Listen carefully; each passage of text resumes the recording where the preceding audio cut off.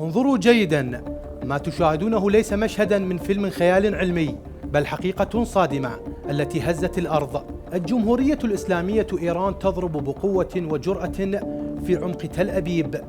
أكثر من 150 صاروخا باليستيا اجتاحت سماء فلسطين المحتلة، كالعاصفة، كالغضب، كحقيقة لا ترد، زأرت في السماء وهزت الأرض تحت أقدام الاحتلال.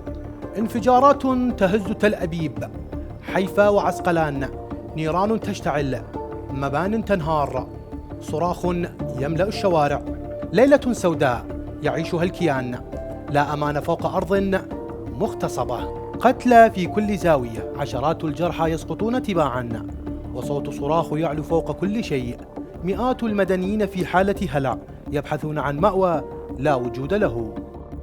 إنها الضربة الإيرانية الكبرى، ليست مجرد رسالة بل إعلان وجود وسيادة، قوة جبارة، دقة مدهشة، وتأثير يرعب الخصوم. إيران ليست مجرد دولة، بل عملاق نهض من صمته فأسكت العالم بطلقة واحدة، لكنها كانت كافية. احفظوا هذه التاريخ، اليوم الذي تكسر فيه غرور العدو، واليوم الذي أدركت فيه إسرائيل إن اللعب بالنار يعني الاحتراق الكامل وبلا رجعة.